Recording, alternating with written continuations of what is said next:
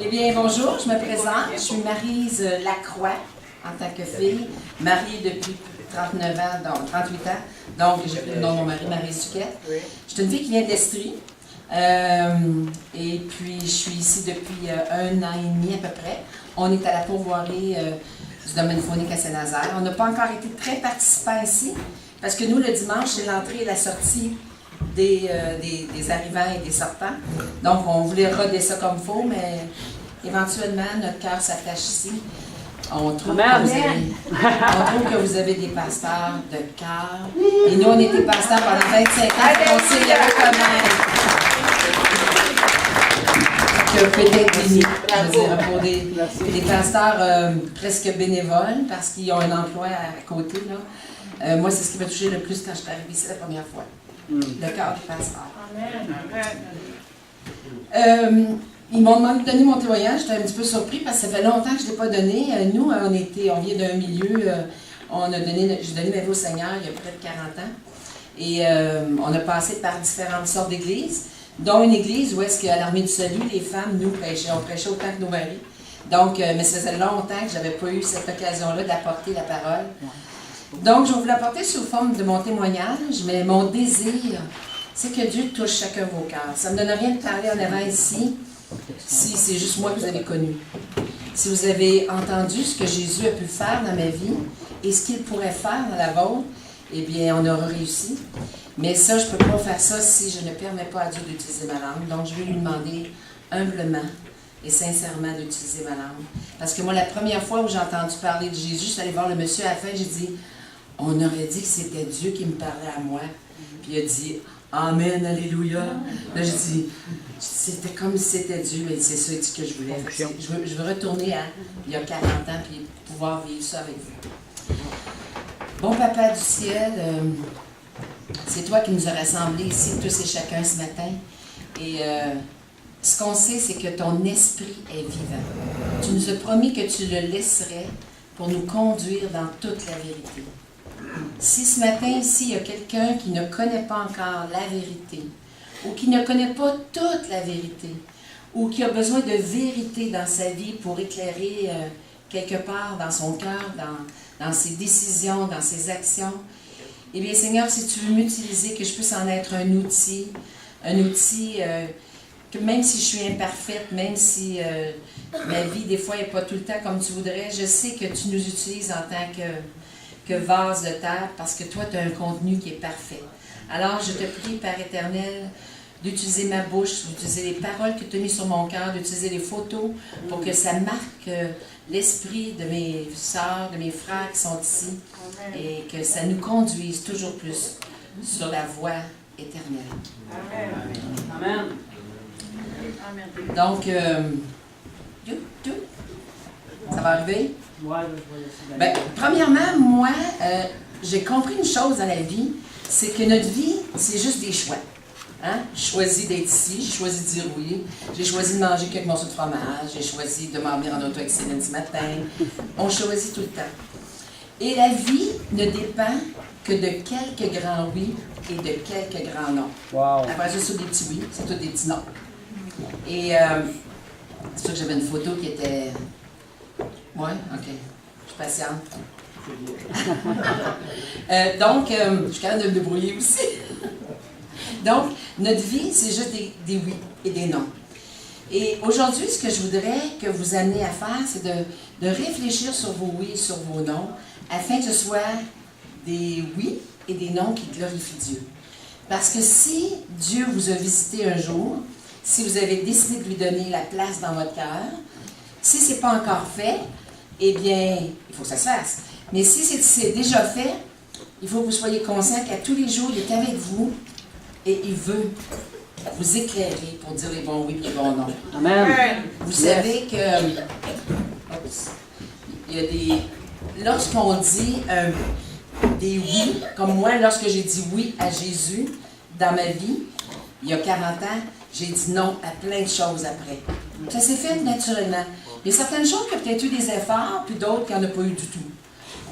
Et il y a des oui qui nous rendent joyeux, puis il y a des oui qui nous rendent tristes, Il y a des noms qui nous rendent joyeux, des noms qui nous rendent tristes. Donc, ce que je veux que vous appreniez à vivre, c'est la réalisation dans votre tête, dans votre cœur, à quoi je dis oui et à quoi je dis non. Un exemple. Toute notre vie peut changer. Si je décide d'arrêter l'école au secondaire 5, ou si je décide de devenir médecin, d'aller étudier pendant 12 ans à l'école, puis 8 ans d'université, qu'est-ce que ça va faire? Ça change toute une vie, ça change le salaire, ça change les horaires, ça change les gens avec qui je vais me tenir. Si je travaille dans une industrie ou si je travaille dans un hôpital, si je décide d'avoir un enfant ou j'en veux pas, ou je décide d'en avoir plusieurs, ça change une vie. Moi, j'en voulais pas, puis un jour, Dieu m'a montré que tu vas en avoir. J'en ai eu 10. Fait que ça a changé ma vie. Alléluia! Fait que, il y a beaucoup de choses comme ça qu'il faut prendre en considération. Si je dis oui, qu'est-ce que ça va changer? Donc, une vie, quand moi, j'ai dit oui à Dieu, que je lui ai dit oui de tout mon cœur pour lui donner ma vie, j'étais dans une étape de ma vie où je prenais de la drogue. À 16 ans, à 15 ans, j'ai commencé à me tenir avec des jeunes. Mes parents je venais d'une très belle famille. C'est cette petite famille-là, parfaite. Là, tu sais, on peut dessiner. Là, on était 3 enfants. Et mes parents m'ont très bien éduqué. Mon père, c'était un homme irréprochable dans la ville. Et moi, j'étais attirée à prendre de la drogue, comme ça, tomber là-dedans. Juste pour faire du fun comme les autres, être comme les autres. Parce que le fait que mes parents étaient riches, j'étais rejetée. Je vais être acceptée, je suis allée fumer du pot avec eux autres. Mais c'est des pièges, hein? Un petit peu plus, un petit peu plus, un petit peu plus. Et finalement, à un moment donné, ma vie est devenue une vie sans direction. Je fumais du pot. Après ça, je suis allée à des drogues plus dures.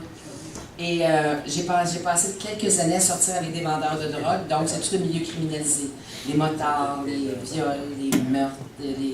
Même j'ai sorti avec un gars qui a passé presque 2 ans en prison. Donc, c'était une vie qui était quand même pas agréable, mais c'était ma gang, c'était mon monde, et j'étais instruite par eux autres. J'aurais pu terminer comme ça. J'aurais peut-être pu terminer comme ça.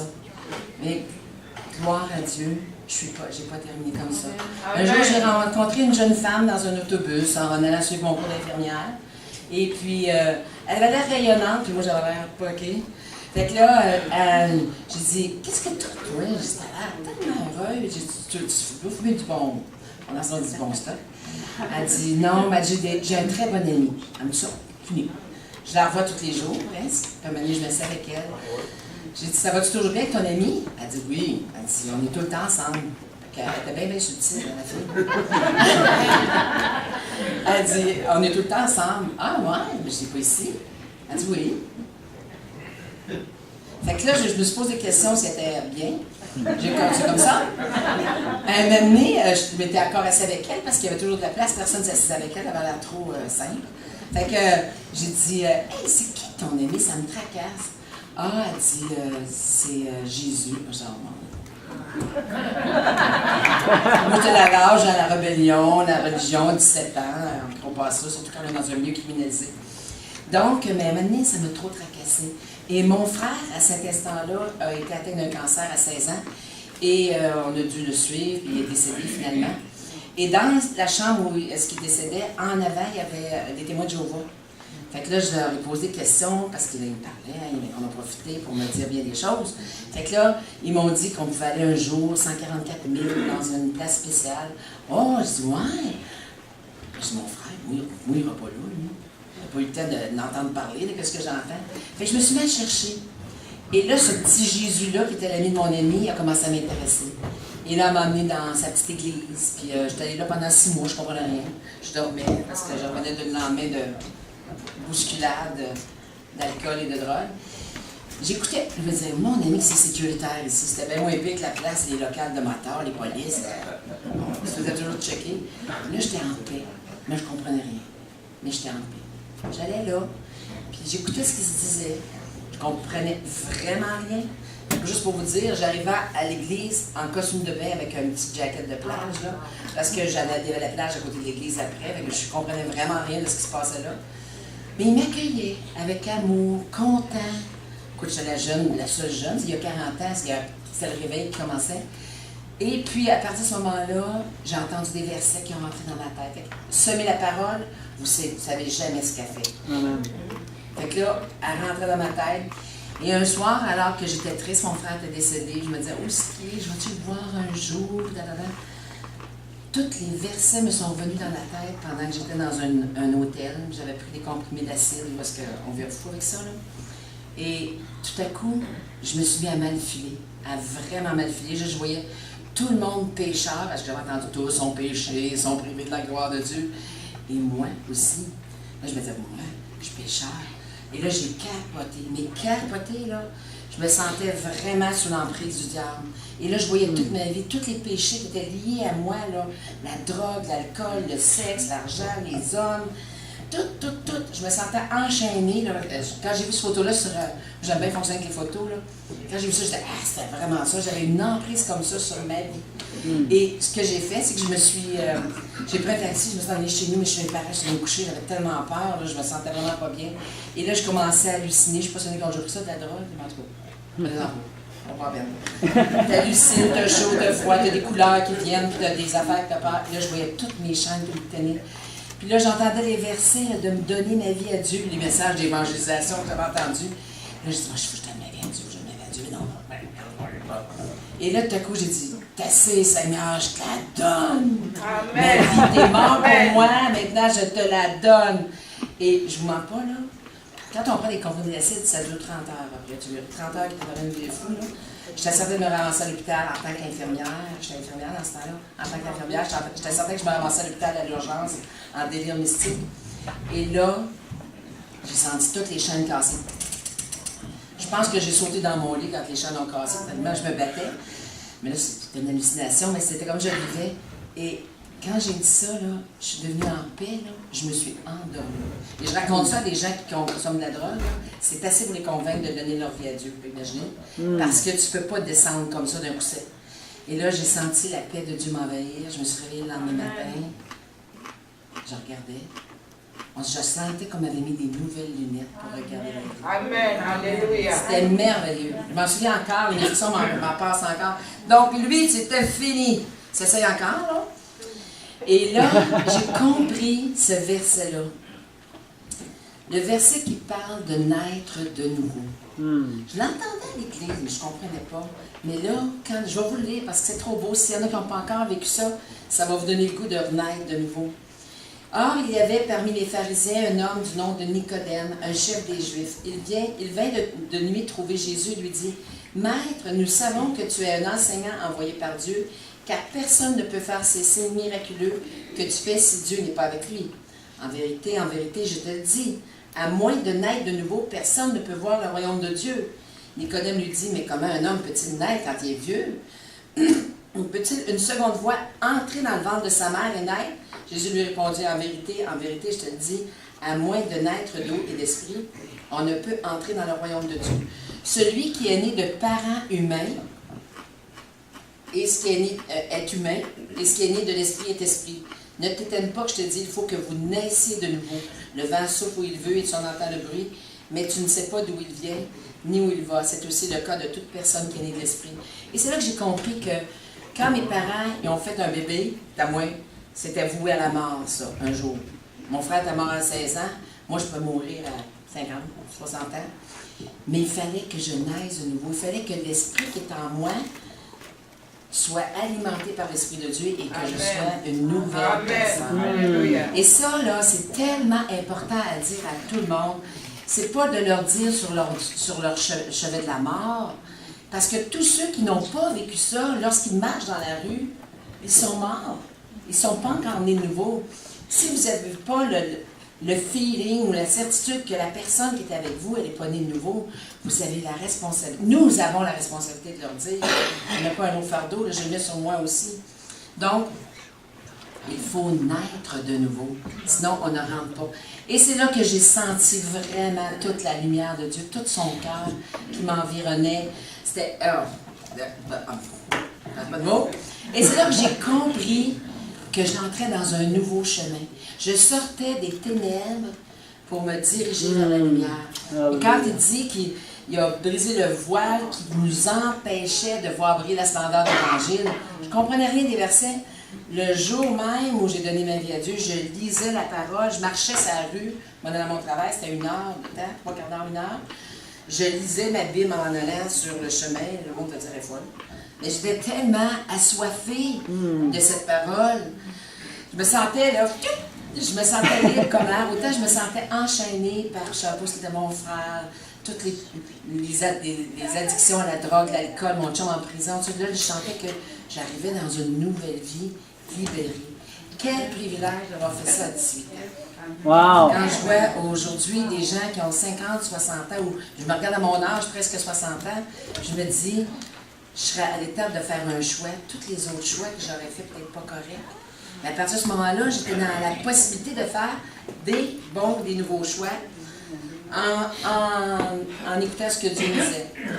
Et vous savez, des fois, on se dit, on n'est pas obligé de descendre si creux que ça pour comprendre. Mais moi, je peux vous dire une chose. Si vous êtes parent d'enfants chrétiens, si vous êtes chrétien, parent d'enfants qui ne se sont pas encore donnés au Seigneur, dites-vous une chose, laissez-les aller goûter le caca.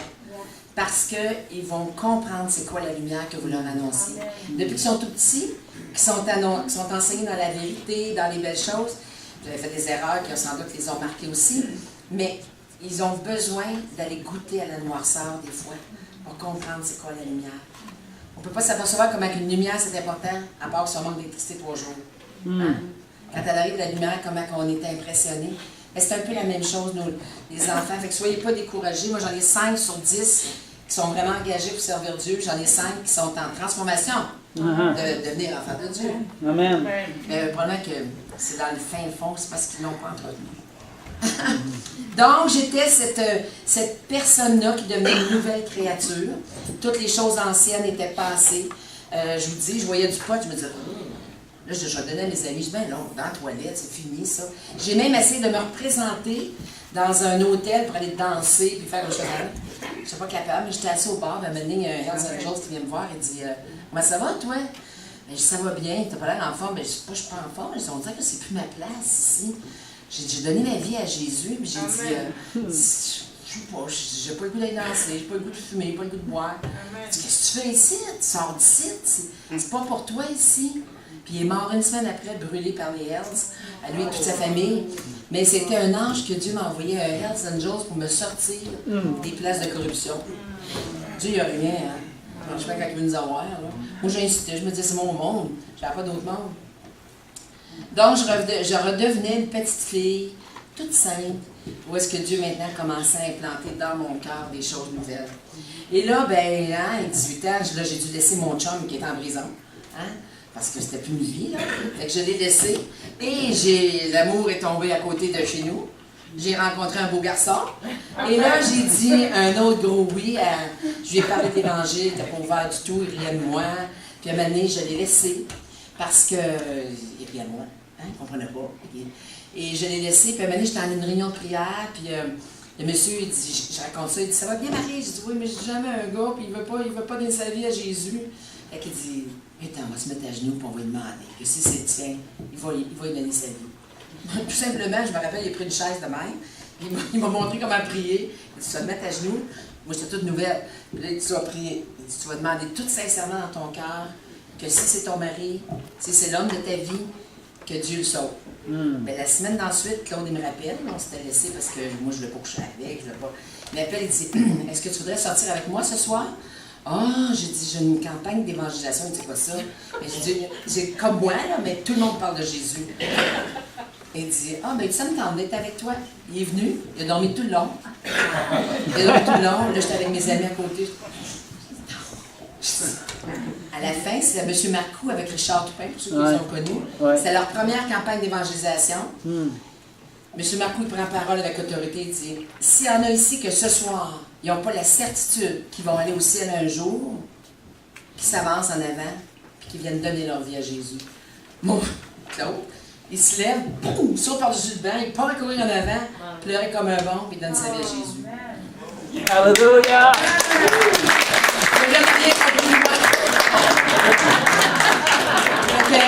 Quand Dieu nous saisit, c'est quand il dit le vent de l'esprit souffle, il arrive, il s'est fait surprendre lui-même. Fait que c'est moi qui l'intéressais, mais dans le fond, c'était pas moi, c'est le Seigneur qui m'a utilisé. Fait qu'on s'est mariés, simplement, hein, dans le champ, quasiment. Un petit mariage très simple, on a toujours été des gens très simples. Et on a commencé notre famille. Hein, c'est notre premier petit bébé, ça, regardez ce qu'on avait l'air. On s'est fait du monde épi un peu, là. Donc, et là, ben, comme trip dans ce temps-là, il y a 35 ans, 40 ans, hein, on avait des mini-fermes, on avait des vaches, des cochons, des poules, on était grano, on faisait tout, on vivait pour ça.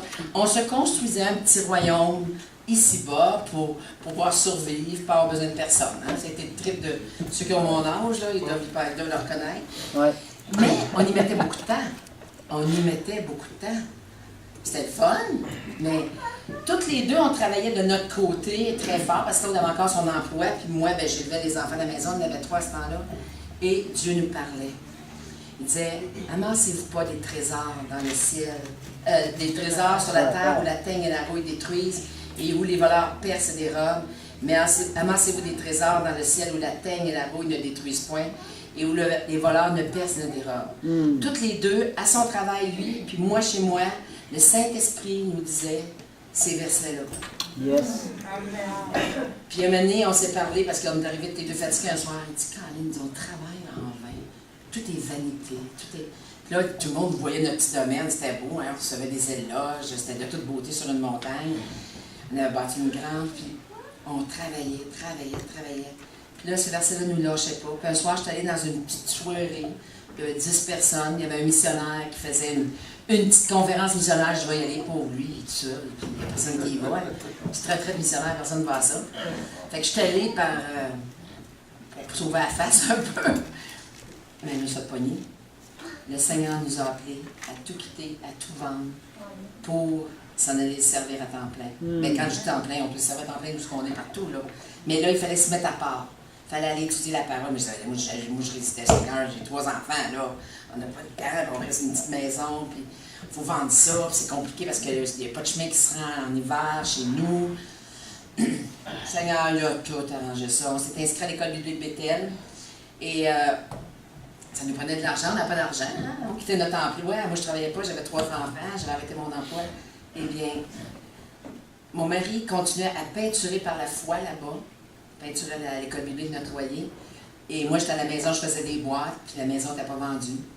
Là, le monde nous disait, ben, venez à louer. Je disais, ben non, on peut louer, on va s'en débarrasser. 50 Dieu, puis ça amassait ça. C'est fini pour nous autres. On voulait obéir à ce qu'il nous montrait. L'obéissance, hein, le choix, c'est important. Oui, mon Seigneur, tu nous l'as dit, on est obsédé par ça, on va quitter. Mais croyez-moi pas, à la...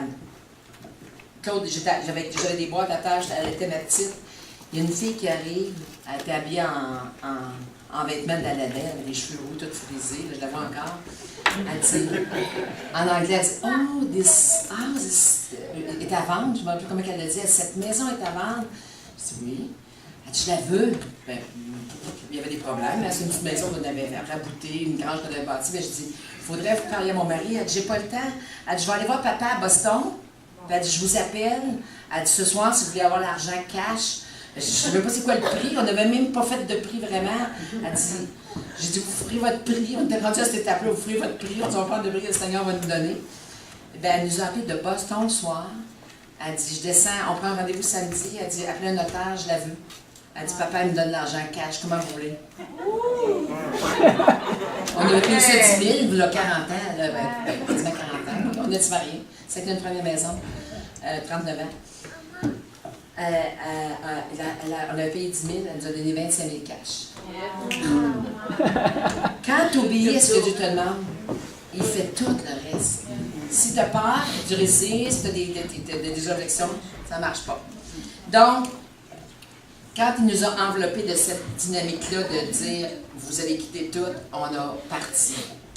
Et là, pendant qu'on était à l'école biblique, c'était un beau temps, hein? On a appris beaucoup de choses là-bas. Mais avant, je vais vous dire, lorsqu'on a quitté notre petite maison, parce que c'était quand même paradisiaque, c'était cute, on avait mis tout dans le cadre, le verset qui nous a aidés à partir, c'est parce qu'on quittait quelque chose de bien. Ton premier royaume, hein, Jésus dit, je vous le dis en vérité, il n'y a personne qui ayant quitté à cause de moi et à cause de la bonne nouvelle, sa maison, ses frères, ses sœurs, parce que je quittais mes parents aussi, de ma sœur, ou sa mère, ou son père, ou ses enfants, ou ses terres, où ses maisons recevra le centuple et héritera la vie éternelle. Et à partir de ce moment-là, là, on n'a eu que des châteaux, des belles maisons, des belles places pour rester. On a manqué de rien. Alléluia! Donc, on a obéi pour aller servir et devenir des disciples. Fait qu'on est allé étudier à l'école biblique. Hein. On pense que pour servir Dieu, il faut aller à l'école biblique. Oui, c'est une affaire, mais c'est pas juste ça. Fait qu'on est allé apprendre là-bas comment prier, les missions. On est allé scruter les Écritures, surtout Claude. Il a étudié pendant 3 ans à temps plein. Moi, j'essayais, mais je dormais dans les cours, fait que ça ne marchait pas. Mais ce qu'on a... ça nous a permis quand même de voir l'ensemble général des Écritures, de connaître les différentes dénominations qui existent, de ne pas avoir de préjugés sur les dénominations et de vivre. Mais ce qu'on a appris le plus là-bas, parce qu'on vit en semi-communauté, on a un petit appartement, mais la plupart n'ont pas des chars, fait que toi, c'est un, il appartient à tout le monde. Si tu as 5 oignons dans ton bagage, dans ton armoire, puis il y en a une qui en va en face, puis l'autre en va en face, peut-être que tu n'en resteras même pas pour ton souper à soir parce que tu donnais à tout le monde. Fait qu'on met en commun un peu ce qu'on a parce que les gens sont juste soutenus par la foi. Et ça, la plus grande leçon qu'on a eue de l'école biblique, parce que dernièrement, quand on a déménagé, on a tout jeté nos papiers, des filières pleines de documents qu'on a appris, des cours, on a tout jeté ça. Et ce qui nous a resté le plus, c'est d'apprendre à avoir de l'amour les uns pour les autres. Amen. On vit très séparés les uns des autres, hein, à cause de nos... Hein, il y en a qui restent à Beauport, il y en a qui restent à Limoilou, il y en a qui restent Et on est jeunes ensemble, même si c'est dur de bâtir des églises ensemble, on est très on a nos autos, on a nos avions, hein, pour se promener. Fait qu'on est rarement très soudés les uns aux autres. Et l'effet de communauté qu'on a vécu là-bas, de pleurer ensemble, de se juger, de se pardonner, c'est extraordinaire. Et c'est ce qui a marqué notre vie pour le restant de notre ministère. Et je vais donner juste une petite anecdote que j'aime donner. Quand on partage, Dieu il nous donne toujours, justifie mon temps. Je me dirais, parce que moi, j'ai pas de... Il reste encore 5 minutes avant la pause. Tu vas faire ça? Oui, c'est ça. Mais tu m'avais dit 11h moins 10, hein? Ben, moins 5. Ah ouais, t'as encore 5. Raconte-nous ton histoire. Donc, elle était ma petite amie de l'avant avec qui j'avais passé 3 ans. Son mari graduait. Elle a dit, Maryse, elle dit, j'ai pas de cerises. Elle dit, je veux pas des petites boules aux cerises, fromage. Elle dit, je sais que t'en as, toi, tu t'en sors des fois quand tu fais des sundaes. Mais tu sais, j'ai coupé en deux parce qu'on n'était pas riche, on était plus riche qu'elle, on n'était pas riche quand même. Fait que je coupais mes cerises en deux, puis elle m'a amené, elle dit, tu en prêtes-tu un peu que tu... À part que le pot, elle revient, il en restait 2. Je me rappelle encore. C'est il y a 30 ans. Là, je dis à mon mari, je dis, franchement, là, c'est mon amie, là, elle s'en va, puis elle me fait un coup avant de partir, il dit, à part avec toutes mes cerises. Comme dit, franchement, chérie, là, tu ne feras pas une crise pour les cerises. Ben, c'est mes cerises. Là, je broyais comme une bonne pour les cerises, imaginez-vous. Là, Claude dit, je peux juste te dire, ce verset-là, le Seigneur va te redonner au centuple, chérie. Bien, croyez-le, croyez-le pas. On était invités 3 semaines après pour un stage pour une prêcher d'une église à Chambly. On était invités sur un couple qui nous invite à dîner après par politesse pour recevoir les prédicateurs. Sur le bord de la porte, là, on a eu un bon temps, la fille a dit, oh! Elle dit, c'est vrai, j'ai quelque chose pour vous donner pour l'école biblique. Elle dit, ça va peut-être faire plaisir au monde. Elle dit, il y a une cannerie à côté de chez nous qui a fermé. Elle dit, on a eu plein d'affaires. Elle m'a mis le cornichon, tout ça. Elle dit, il y avait aussi des cerises maraschino. Mais elle dit, je pense que vous ne savez pas vraiment peut-être ça, vous autres.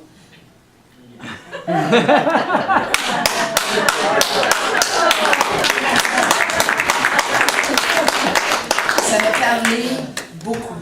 Parce que moi, j'étais une fille égoïste. Quand tu étais élevée riche, j'étais très égoïste. Puis même encore, je vais avec Céline, je dis, je vais aller mettre ça dans mon poêle. Elle dit, c'est notre poêle. J'ai acheté mon fromage. Elle dit, c'est notre fromage. Parce que c'est ma mentalité d'être égoïste.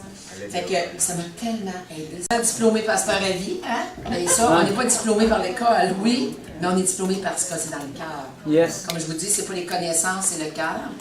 Et là, on est déménagé, hein, les boîtes, on est parti pour s'installer à Quaticook. Quaticook, je connais pas placé au Québec. Et là, on était pasteur de cette petite église-là, qui ça a été très bien. On est arrivé, il y avait une vingtaine de personnes, la même famille. On a eu le privilège de voir grandir ça jusqu'à 125 personnes. Wow. C'était très bien. On avait une belle maison. On a déménagé 3 fois dans cette ville-là. Là. Fait qu'on a fait le tour d'avec toujours des maisons aussi belles les unes que les autres. La dernière, on avait une piscine creusée avec une serre, un des plus beaux terrains en ville, c'est la maison d'un médecin. Et on gagnait 13 000 avec 9 enfants. Et une belle-mère que je gardais à Alzheimer. Fait qu'imaginez-vous comment Dieu est bon.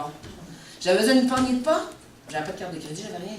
Fait que je disais, Seigneur, ça prend une pote, elle ne ferme pas celle-là, on était pognée après, puis elle n'est pas sécuritaire. Ben, il y avait quelqu'un qui nous donnait une poignée de porte parce qu'il avait fait le ménage chez eux, puis il disait, avez-vous besoin d'une poignée de porte? On avait besoin de tout, on l'avait. Le magasinier général, c'est le Seigneur, en premier. Donc, on était là, et là, on est arrivé, là, on avait 4 enfants, je viens d'accoucher de mon 4e, et on en a eu 4 autres là. Donc, pendant nos 10 ans de ministère pastoral, là, on en a eu 4 autres. Et l'église, il y avait à peu près 70 personnes, puis il y avait à peu près 80 enfants. Mais on n'a jamais parlé de la contraception. Les gens, ils faisaient ce qu'on faisait. Et pendant qu'on était là à Quaticook, ma plus grande école a été celle d'accueillir ma belle-mère qui était atteinte d'Alzheimer. Une toute petite madame qui faisait 75 livres. J'en avais déjà 8. C'était pas même plus gros, une de plus. Mais on l'a accueillie. Et quand j'ai accueilli cette femme-là chez moi, j'ai accueilli Seigneur Jésus parce qu'elle ne pouvait jamais m'ordonner. Elle était vraiment une personne démunie. Hein? Je ne sais pas si vous connaissez ce que c'est l'Alzheimer. Donc, ça a été une grande école pour moi. J'ai beaucoup appris. Puis ça a été un autre de mes grands oui. Qu'en disant oui, je ne savais pas comment je recevrais la bénédiction. C'est certain que ça a été du travail, les couches, puis tout ce qu'on... La confusion, hein. La police nous l'a ramené parce qu'elle avait ramassé chez une voisine en train de manger du savon dans son salon. Mais on a eu du plaisir, toute la famille. Et une autre chose qu'on a vécue aussi quand on était à Quaticook, on a eu à cœur de s'impliquer sur la cause de l'avortement. Dans ce temps-là, on avortait, je veux dire ça, c'était un petit bébé de quelques mois qui vient d'être avorté. Je le fais disparaître parce que c'est pas ça qu'on veut. On a débuté un mouvement qui s'appelait Espoir et Vie pour aider les femmes qui étaient enceintes et qui ne voulaient pas avoir le bébé. Donc, on les encourageait à garder leur bébé.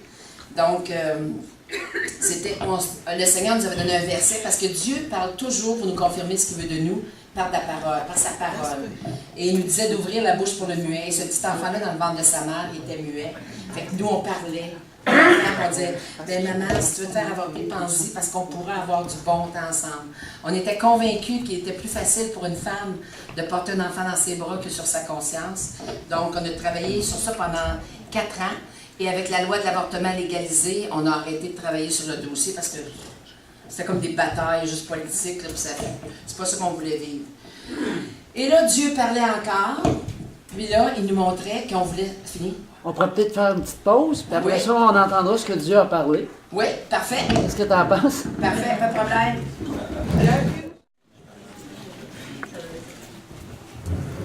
Et Dieu parle encore. Donc, Dieu parle toujours. Et si vous n'êtes pas certain des fois, si vous devez faire un oui ou un non, demandez à Dieu. On dit qu'il est un Dieu personnel. Il est personnel. Avec sa parole aussi, il va vous répondre. Fait que le Dieu nous a parlé encore. On était à Quaticook, bien heureux, dans notre belle grande maison avec grand-maman, une belle église qui allait bien. Et on avait à cœur ceux qui souffraient. Et dans un petit village, comme ici, souvent, la communauté s'occupe de leur monde. Les églises déjà instaurées s'occupent de leur monde. Fait qu'il n'y a pas de démunis, il n'y a pas de pauvres, il n'y a pas de malheureux. Et Dieu nous avait donné clairement des versets de prendre soin du malheureux lors de notre mission sur l'avortement. Donc, on a eu un appel pour l'armée du salut. L'armée du salut, c'est quelque chose, là, hein? On porte un costume en polyester. Moi, je suis complètement santé, fait que c'est tout des tissus que tu portes pas sur ton corps, ça. T'as chaud, ça pique partout. T'as une calotte sur la tête, t'as des bonnes nylons, les souliers. En tout cas, c'est vraiment inconfortable.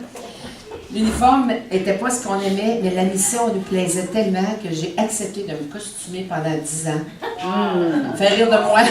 Mais ce costume-là me faisait rentrer dans les prisons, dans les hôpitaux, sur le bord des rues pour prêcher l'Évangile avec un cornet. Qui peut faire ça aujourd'hui? Allez donc mettre sur le coin de la rue là, avec un cornet. Jésus veut vous sauver! On peut faire ça. Mais dans l'armée du salut, tu pouvais. Fait que pour nous autres, on s'est dit, waouh! C'est ça l'église, hey, on peut parler partout, on a la place pour parler partout. Donc, on a accepté pendant 10 ans d'être officier de l'armée du salut avec tout ce que ça comportait comme exigence. Mais c'est extraordinaire, donner de la nourriture, créer de l'emploi, avoir une église, pleurer avec les gens, ramasser les disparus, tout ce qu'on pouvait faire et transformer la vie des gens. Regardez, là, c'est mon ami qui a fait cette pub-là, là, on a plusieurs photos comme ça. Et William Booth lui disait « Ventre affamé n'a pas d'oreille. » Ouais. Donc, prends soin des gens avant de leur parler de l'Évangile. Donc, soupe, savon, salut. Donne de la soupe, lave-le, puis après ça, offre-leur le salut. Et c'est ce qu'on a fait pendant 11 ans, presque, mon mari et moi, avec nos enfants. Ça a été extraordinaire. Et, oh, elle n'a pas lu ma petite photo. J'avais une photo extraordinaire. Je ne comprends pas qu'elle n'apparaît pas. Mais la chose la plus extraordinaire que j'ai appris avec l'Armée du Salut, qui a été une autre révélation, avoir une famille, ça a été une révélation. 10 enfants, c'est quelque chose, hein? Je comprends pas fait, là. Travailler comme pasteur, c'est quelque chose aussi, c'est exigeant. Après ça, travailler, garder ma belle-maman, c'était quand même quelque chose. Mais travailler à l'Armée du Salut, là, ben, c'est quelque chose. Mais savez-vous, c'est quoi qui est le plus quelque chose? C'est pas toutes ces belles affaires-là qu'on fait, puis qu'on voit, puis ils nous mettent des photos à TV. Ce que j'ai le plus appris à l'Armée du Salut, c'est de me ramasser dans des coins avec les prostituées, les ivrognes, les alcooliques, où que personne ne voulait aller. Et où est-ce que, quand je me mettais avec eux, je pouvais permettre à Dieu de me donner son cœur, parce qu'avec mon cœur, je n'étais pas capable. Moi, j'étais infirmière, je voulais l'hépatite C, je voulais tout, là. Ils parlent, je voulais les microbes sortir. Puis là, j'étais devant eux, puis le langue coulait sur mes mains. Ils me parlaient à ça du nez, puis ils voulaient donner des becs à mes petits bébés. Puis, mais j'acceptais, parce que je me disais, c'est le Seigneur qui est derrière. Et j'ai eu je pourrais vous raconter un moment donné, si j'ai une autre fois, vous donner un témoignage sur la compassion humaine, là. Je vous raconterai ce que j'ai vu pour que Dieu me montre qui était Dieu, et Dieu est caché derrière ceux qui souffrent. C'est pas où est-ce qu'il y a les riches qu'on trouve Dieu, souvent c'est où est-ce qu'il y a les pauvres, où est-ce qu'il y a les malheureux. Et quand tu t'approches d'eux, c'est le cœur de Dieu qui se déverse en toi. Puis il n'y a pas aucune école qui te l'enseigne, ça. C'est juste d'accepter de dire oui, je vais vers lui. Oui, je vais vers elle. Et ça a été ma grande école.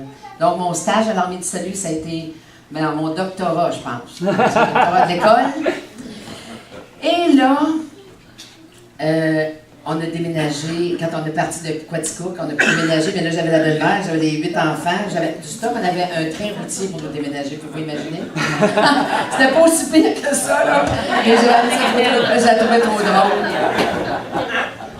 Ah, OK, là, ma photo, elle s'en vient. Fait que là, on a donné de la soupe. Vous avez déjà vu les marmites, hein? Ça, j'ai fait ça, j'étais enceinte, puis je chantais sur le bord des rues, des cantiques de Noël à ramasser des 25 cents. Hey, je te dis que le monde me donnait avec ma bedaine, hein? Il y avait compassion. Moi, c'est moi qui ramassais avec plus grosse marmite. Mais j'étais convaincue de ce que je faisais aussi. Je savais que tous les 25 cents qui étaient donnés, moi, je savais les 25 000 de panier de Noël qu'on achetait, c'était avec ces coups de 25 sous-là. Fait que ça, là, ça ne devrait pas être à moitié de vide de même. Là. Ça devrait avoir 10 boîtes. Là. Je vous dis, là, allez la chercher chez vos amis. On ramasse le panier de Noël pour notre église, pour les gens de nuit. Amen, amen, amen. Fait que j'aime ça. J'aime ça. Moi, j'étais assistante pasteur. Mais c'est ça que je vous dis. C'est là que j'ai le plus appris dans l'Armée du Salut. Mais c'est pas moi, là. Mais ça, je l'ai vécu. Faites du ménage dans des places où est-ce que les gens vont faire le ménage depuis 6 mois, là. Où est-ce que quand tu tasses la vaisselle, il y a des bébites de toutes sortes. Et j'ai aimé ça. C'est là que j'ai senti le plus que j'étais comme Dieu. C'était des bons souvenirs. Et là, on est sorti de 11 ans avec l'Armée du Salut. On est très enrichis, mais épuisés, fatigués. Imaginez-vous 10 enfants, la belle-maman, l'Armée du Salut. Fait qu'on faisait toutes les... L'Armée du Salut engage de coupe, hein? Et tu dois être disponible 24 heures sur 24. Donc, si on t'appelle la nuit, il faut que tu sois disponible. Fait que ça a été extraordinaire, mais un peu fatigué, brûlé, mais heureux. Fait que là, on était mis devant un autre choix. Est-ce qu'on continue fatigué, brûlé? Là, la secrétaire, la conseillère, la comptable, les gens de l'église nous regardaient de nous, ils ne t'en feront pas longtemps, ça. Et c'est là que Dieu nous a montré, retirez-vous. Retirez-vous. Venez à l'écart dans un endroit désert et reposez-vous un peu. Bon, un endroit désert. On restait en ville de Québec avec des enfants. Et non, il nous en restait juste 8. Ça, il en restait 8. Mais il y en a 3 qui s'allaient en appartement. Fait qu'il nous en restait 5. La belle-maman était morte. Fait que là, comment on fait pour se reposer? Là, on a réfléchi. On a dit, Seigneur, tu vas nous donner des idées, certaines. Finalement, on avait un rêve, parce que pour aller se reposer dans un lieu désert, c'est ça que fait que ça ressemble. Fait que ça, on dit, bon, ben Seigneur, je suis allée de nettoyer des maisons de 24 appartements, je suis allée de courir, Claude, les journalistes couraient après, les employés, on avait 125 employés à s'occuper. On avait une grosse église aussi, fait qu'on s'est dit, Plus rien, plus de téléphone, pas de TV, pas d'auto, pas de rien. C'est là. C'est là qu'il faut être. Venez à l'écart, reposez-vous un peu. Avec ceux qui nous restaient, parce qu'on les avait négligés. Hein? Pensez-vous travailler de même, pour petites? C'est les 5 dernières filles. Donc, qu'est-ce qu'on a fait? On s'est acheté un motorisé. On est parti. On a vendu la grosse maison. Et on est parti en motorisé. On a changé une maison de 23 appartements pour une maison avec 4 roues. Avec un appartement et demi. Mais on s'est beaucoup amusé, ça a été la vie. Pas d'heure pour te lever, pas d'heure pour manger, pas d'heure. Les voisins ne te plaisent pas, tu te ménages, pas grave. Rencontre plein de monde, donc ton champ d'évangélisation s'élargit tout le temps. Quand tu commences à passer pour bizarre sur le terrain de camping, tu changes de camping. Donc ça a été extraordinaire ce qu'on a vécu là. Claude a continué à enseigner la parole, la vie aux enfants. On les enseignait à la maison, ça c'était l'école ici. Claude, il faisait ses études bibliques. On a écrit un site web sur ce que c'est le bonheur. En passant, le bonheur, pour ceux qui ne savent pas ce que c'est pas de partir en motorisé. Ça aide à trouver le bonheur parce que tu t'arrêtes. Tu n'as rien à faire d'autre. Mais le bonheur, voulez-vous savoir c'est quoi? Ben oui. C'est d'être heureux.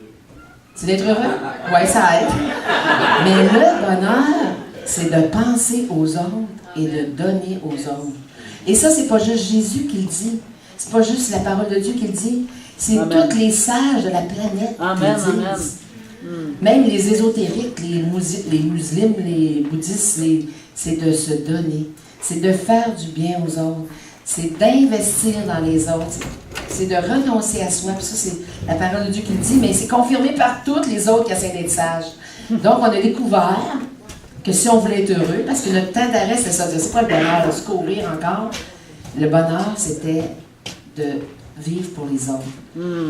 Aimer Dieu de tout notre cœur, ça c'était en train de se faire, on se le fait toute notre vie. Après ça, c'était d'aimer son prochain comme soi-même. Donc, on apprend à s'aimer pour aimer les autres.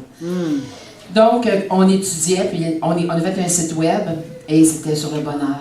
C'était toujours relié à la parole de Dieu. Donc, on a vu des choses extraordinaires. Si vous pouvez tout vendre, puis vous en allez à motoriser avec vos enfants, faites-le. C'est une belle vie. Et on s'est reposé, hein? Mon mari dormait partout, il était tellement brûlé. Et on a pris des moments, on a immortalisé des moments, c'est une souche d'arbre sur le bord de la mer, imaginez-vous. Fait qu'on s'amusait, on avait le temps de courir à faire des photos avec nos enfants, chose qu'on n'avait pas fait pendant les 10 dernières années, fait qu'on s'est beaucoup amusé. Fait qu'on a même marié un de nos fils là-bas, au Mexique, fait que ça c'était une partie de ma famille il y a 10 ans. Donc on a eu beaucoup, beaucoup de plaisir à vivre, à prendre le temps de vivre. Et là, ben, ça faisait durer 2 ans, là, Dieu nous a encore parlé, là, il a dit, là, vous allez vous arrêter, là, c'est bien beau, là, mais là, vous allez vous arrêter, vous allez recommencer le ministère pastoral. Fait que là, on s'est envenu. On est allé à différentes églises à Québec, parce qu'on s'était installé à Québec, on s'est trouvé une petite maison à Saint-Nicolas, et là, on a trouvé on est allé à une église, c'est une ouverture officielle, parce que mes enfants allaient à la jeunesse de cette petite église-là, et on a vu plein de démunis qu'on connaissait dans l'armée du salut. Puis quand ils nous ont vus, ils étaient tellement contents. On a dit, Seigneur, c'est ici. Fait qu'on était assistant pasteur pendant 7 ans à l'église catholique. Mais vu qu'on n'avait pas besoin de travailler, parce qu'on était à notre retraite depuis 12 ans, eh bien, on a pu travailler bénévolement pour supporter cette jeune église-là en croissance. Fait qu'on était les vieux. C'était tous des jeunes pasteurs, d'autres étaient les vieux. Fait que tous les gens vieux, derrière nous. Fait qu'on s'est occupé des personnes plus âgées. Donc, c'est une petite église encore en croissance. Et il y a 2 ans, Dieu a encore parlé. Et là, on a toujours eu dans notre cœur... Ah, non, c'est pas lui, c'est pas encore lui. Et on a toujours eu dans notre cœur, nous, on a toujours dit aux gens, nous, parce que c'est important, identifier quels sont vos dons et votre mission. Ça, c'est important. C'est quoi vos dons spirituels que Dieu vous a donnés? Puis quand il les a donnés, il dit, bon, Seigneur, qu'est-ce que je fais avec ça? J'ai le don d'hospitalité, j'ai le don d'écouter, ou le don de prophétie, ou quoi que ce soit, d'évangéliste. Avec ça, qu'est-ce que je vais faire? Si je mixe ça ensemble, parce que c'est ça que tu m'as donné, qu'est-ce que ça va faire? Là, il va vous donner votre mission. Claire. Maintenant, la mission, comment je la mets en action? Et moi, j'ai suivi des cours pour comprendre c'est quoi mes dons spirituels. Il faut les suivre, les cours. S'il y a des cours qui se donnent ici, ces dons spirituels, venez tous en grand nombre. Amen. Il faut que vous sachiez c'est quoi vos dons que Dieu vous a donnés. Sinon, ils sont cachés, ils sont enterrés. Puis quand vous allez rencontrer Dieu, il va dire, je t'avais donné des dons, qu'est-ce que tu as fait? Ben, je les ai enterrés, mais je t'ai gêné. J'avais de passer pour quelqu'un qui se prenait pour un autre. Je les ai enterrés parce que j'avais pas de temps. Parce que je pensais que ça prenait de l'argent. Parce que je pensais que je n'étais pas capable. Non, c'est ses dons. C'est pas les vôtres, c'est ses dons. Donc, mettez au service de la communauté de votre Église vos dons. Et en les mettant en action, vous allez découvrir votre mission. Fait que votre mission, moi, ma mission, j'avais découvert, imaginez-vous, j'étais toute petite, j'ai découvert, notre mission, on laissait à peu près entre 4 et 8 ans. Qu'est-ce que vous faisiez entre 4 et 8 ans quand vous étiez jeune? Avant que le monde vous corrompe, avant qu'on vous blesse, avant qu'on vous viole, avant qu'on vous détruise, qu'est-ce que vous faisiez? Regardez ce que vous faisiez. Moi, j'étais petite, je me cachais en entour des arbres, des saules pleureurs, je prenais des biscuits comme Oreo, là, je grattais le crémage, j'achetais des feuilles vertes dedans, des petites feuilles de thé ou des bleuets, j'en mettais dedans, puis je donnais ça à tout le monde. J'avais amélioré des biscuits en dessous des arbres. Je n'allais pas d'une cabane, j'allais en dessous des arbres. Donc ça veut dire que j'aimais la nature. C'était mon lieu de refuge. Deuxièmement, je prenais quelque chose que je trouvais qui n'était pas assez bon, je le mettais mieux. Donc je mettais des affaires dedans, je le faisais goûter aux gens. Fait que j'ai découvert que ma mission, c'était d'amener quelque chose plus loin. Je l'ai faite, là je regarde ma vie aujourd'hui, là, je l'ai faite quand j'ai eu des enfants, parce que point A, point B, hein, jusqu'à Z. T'es sûr, ils ont 35 ans, t'es sûr encore.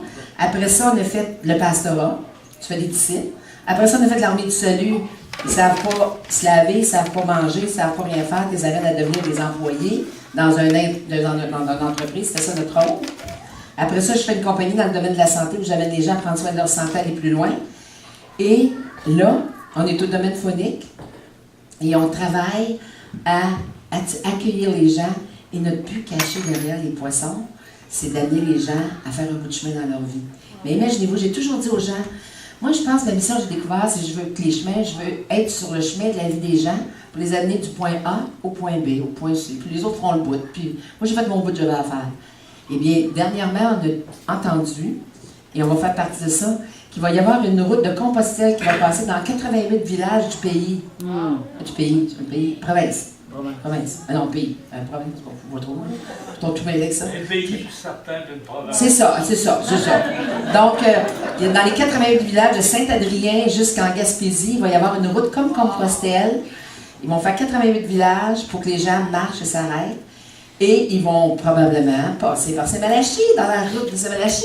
Ils vont chercher des endroits où être accueillis pour dormir, avoir des soins. Puis on est séjour avec un couple, Céline et Jacques, que vous allez apprendre à connaître. La Céline, la main. Et une autre personne aussi que vous allez connaître aussi parce qu'il va vraiment venir ici. Et on va accueillir des gens là-bas pour dormir, leur faire des soins. Puis ils cherchent aussi des personnes qui ont des capacités pour écouter et conseiller. Wow. Fait qu'on est à l'apogée de notre vie, mon mari et moi. On est rendu dans la dernière étape de notre vie. On s'amuse avec nos petits-enfants. Et on est rendu au domaine phonique pour vivre cette dernière étape-là où est-ce que clairement, on va avoir des gens qui vont être sur le chemin de notre vie. On va être sur le chemin de leur vie. Fait que quand c'est clair où est-ce que vous voulez vous en aller avec Dieu puis que vous obéissez le premier pas, c'est comme une lumière qui s'allume pour le deuxième pas où le mettre. Premier pas, deuxième pas, troisième pas, quatrième pas. Si vous résistez au premier pas, imaginez-vous, vous pouvez passer à côté d'une vie. Imaginez-vous. Je sais que c'est pas tout le monde qui a eu ce privilège-là de donner sa vie à 18 ans, puis de voir tous ses choix être bien dirigés, ou des... Comme là, vous dites ça, elle a fait des affaires. Mais dites-vous une chose de Larron, quand il a fait son premier grand choix, de reconnaître que celui qui était sur la croix, c'était Jésus le Sauveur. Il en a fait un gros choix, le meilleur. Il n'a pas eu le temps d'aller vivre une vie comme la mienne. Moi, j'ai reçu à 18 ans. Je devrais rendre compte à Dieu. Si je meurs à 60 ans, 75 ans, 125 ans, je vais rendre compte à Dieu de tout ce qu'il m'a donné parce qu'il m'a rencontré à 18 ans. S'il ne vous a pas encore rencontré ou s'il vous a rencontré et vous n'avez pas osé dire oui à ce qu'il vous a demandé, ben, c'est aujourd'hui le premier jour du reste de votre vie. Amen, amen, amen. Hein? Aujourd'hui, c'est le premier jour du reste de votre vie. Les autres, avant, ils ont été juste préparatoires. Et vous n'avez pas à être inquiet ou vous comparer. Si vous vous comparez à moi, vous allez devenir tout de suite triste. Parce que la comparaison tue la joie. Oui. Rappelez-vous de ça, c'est une phrase importante. La comparaison tue la joie. Comparez-vous à vous. Où est-ce que j'étais à matin avant de rentrer ici? Puis où est-ce que je vais être après-midi? Pas déménager tout de suite, là. Mais où est-ce que je vais être après-midi? Dans mon choix, dans l'évolution de mon choix, puis dans l'abandon de mes résistances. On ne résiste pas à n'importe qui, là. On résiste à Dieu. Quand on dit, non, on va tout de suite, pas quand même que la raison est bonne. Oh Seigneur, je ne suis pas bonne. Oh non, je ne suis pas capable. Oh non, je ne suis pas occupée. Oh non, j'ai pas de temps. Oh non, j'ai pas d'argent. Non, c'est Dieu qui donne tout ça. Amen. Dieu, là, l'argent, le temps, tout y appartient. La seule chose qu'il ne peut pas forcer, c'est votre cœur. Fait que des oui à Dieu, là, dites-les toutes. Des non au diable, dites toutes à lui. Mais gardez les oui pour Dieu. Donc, maintenant, on a la place pour accueillir toute notre grosse famille. Quand j'ai reçu mes enfants, ça ressemble à ça. À la table, ça ressemble à ça. Et quand ils rient de moi, parce qu'ils riaient tous de moi, ça ressemble à ça. Mais, je peux vous dire une chose, c'est que la vie vaut la peine d'être vécue si elle est vécue pour Jésus. Amen. Si elle est vécue pour vos rêves, à vous, vos petits bébelles, vos petites affaires, à lire Ecclésiaste après-midi, c'est vanité des vanités. Ouais. Je ne dis pas qu'il faut vivre pauvrement, dans rien, mais le bonheur est d'être dans la volonté de Dieu. Si vous n'êtes pas certain qu'aujourd'hui, vous êtes parfaitement dans la volonté de Dieu, prenez du temps chaque jour, 15 minutes, 20 minutes. Faites juste vous asseoir et dire, Dieu, est-ce que je suis dans ta volonté? Est-ce qu'aujourd'hui, où est-ce que je suis rendu, c'est là que tu veux que je sois rendu, ou tu veux que je sois à une autre étape? Est-ce que je résiste, Seigneur? Ayez le courage de lui demander. Est-ce que vous pensez qu'il veut votre bien? Oui. Est-ce que vous pensez qu'il veut votre bien? Oui. Donc, ce qui vous attend est merveilleux. Hein? Celui qui aura quitté à cause de moi et à cause de la bonne nouvelle des pères, des mères, des terres, des amis, même un emploi peut-être, va recevoir ici-bas et dans la vie éternelle des pères, des mères, des terres. Vous savez, Jésus revient bientôt. Hein? Moi, je ne veux pas des nouvelles une fois par semaine, puis je les ai pour le restant du mois. Tout le même avec se répète. Fait que, il revient bientôt, les signes sont de plus en plus clairs. Il y a 30 ans, mon mari écrivait sur les signes de la fin des temps. On pourrait les ressortir aujourd'hui, ils sont aussi valables. Ils se concrétisent de plus en plus. 10 ans, 20 ans, 30 ans, 40 ans, ça, c'est pas grave. Ce qui est important, c'est qu'aujourd'hui, vous soyez prêts parce que vous êtes dans sa volonté. Amen. Parce qu'il revient. Il revient nous chercher. Il veut qu'on aille passer l'éternité avec lui. Qu'est-ce que c'est de lui donner nos petites 10, 20, 30, 40 ans qui nous restent 50 ans? Amen, amen. Hein, Monsieur Jacques Marcoux, le grand évangéliste, moi, il m'a dit une chose une fois. Il dit, vous savez, il y a deux vies. Il y a la courte et la longue. Le problème avec les croyants, c'est que ils veulent vivre les deux. Ils ne sont pas prêts à abandonner la petite pour avoir la longue, mais ils voudraient l'avoir, la longue. Mais s'ils gardent la petite, ils risquent de perdre la longue. Puisqu'il n'y a rien de plus malheureux pour un chrétien, c'est de vivre dans les deux. La petite, la longue, la petite, la longue, la petite, la longue. Parce que c'est instable, hein? C'est inconfortable, l'instabilité. Donc, si un jour vous voulez être enlevé, on ne parle pas de ça souvent, hein? Ben, je ne sais pas ici, mais nous autres, quand on était pasteurs, c'était une prêche qui revenait aux 2 mois. Pour que les gens réalisent, oh, je ne suis pas juste chrétien comme je suis employé à l'adopteur. Je suis chrétien, je vais à l'église Saint-Malachie. Je fais partie du peuple de Dieu. Et Jésus nous dit qu'il va revenir nous chercher et qu'on va être enlevé. Donc, dans 1 Thessaloniciens 5,16, je vais finir avec ça. Frères et sœurs, au sujet de la date et du moment où le Seigneur viendra, vous n'avez pas besoin qu'on vous écrive, vous le savez très bien vous-même. Le jour du Seigneur arrivera comme un voleur dans la nuit. Et quand les gens diront « Quelle paix, quelle sécurité », alors tout à coup ce sera la catastrophe. Elle tombera sur eux comme les douleurs de la femme enceinte. Ils ne pourront pas y échapper. Mais vous, frères et sœurs, vous n'êtes pas dans la nuit. Et ce jour-là ne peut pas vous surprendre comme un voleur. En effet, tous vous appartenez à la lumière et vous appartenez au jour. Nous ne vivons pas dans la nuit, nous ne vivons pas dans l'obscurité. Ne dormons pas comme les autres, restons éveillés et soyons sobres. Ceux qui dorment, dorment la nuit. Ceux qui boivent trop, boivent la nuit. Mais nous, nous appartenons au jour, alors soyons sobres. Prenons la foi et l'amour comme vêtements de combat. La foi et l'amour. Mettons comme casque l'espérance d'être sauvés. Dieu ne nous a pas appelés pour nous juger, mais pour que nous obtenions le salut par notre Seigneur Jésus-Christ.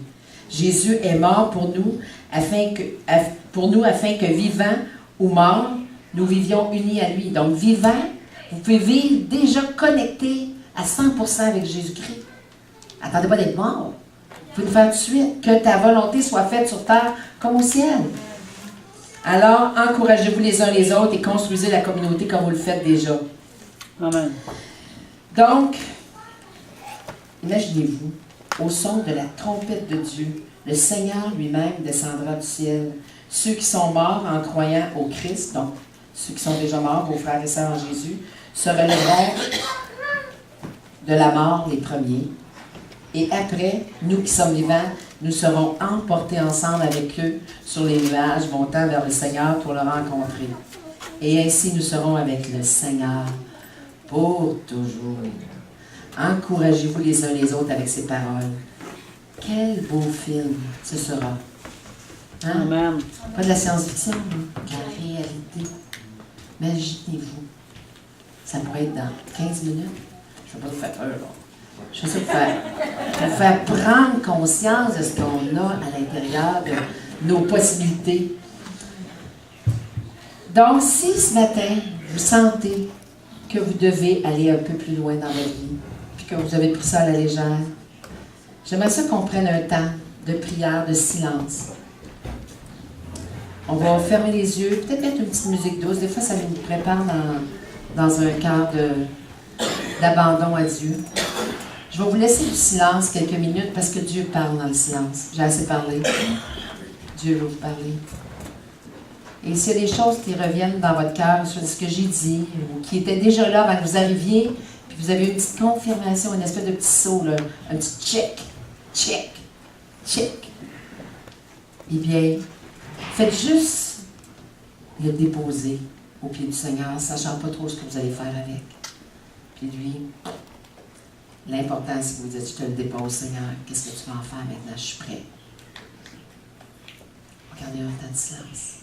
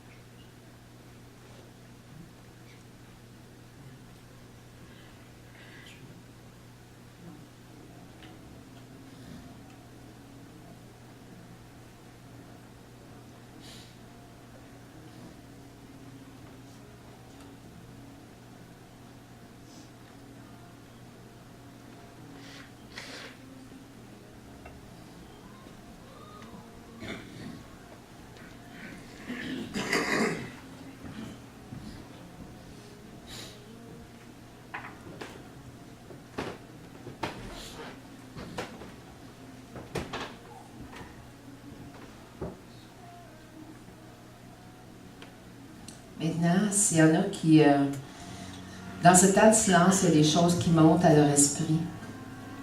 Il y a des choses qui s'élèvent dans leur cœur. Dieu est un Dieu qui aime l'engagement. Dieu est un Dieu qui aime les symboles.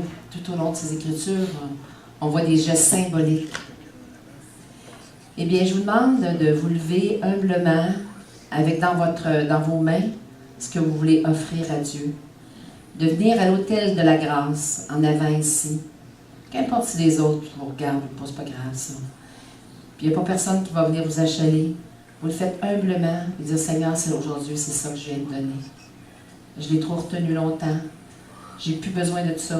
Ça me dérange. C'est un obstacle à ma croissance avec toi. Levez-vous, faites juste vous tenir debout en avant, puis venez au pied de la croix avec ça. On va faire une prière pour que le sang de Jésus-Christ vienne faire une intervention de miracle, de restauration, de libération sur vos vies, sur votre cœur. Prenez le temps de vous avancer s'il y a quelque chose.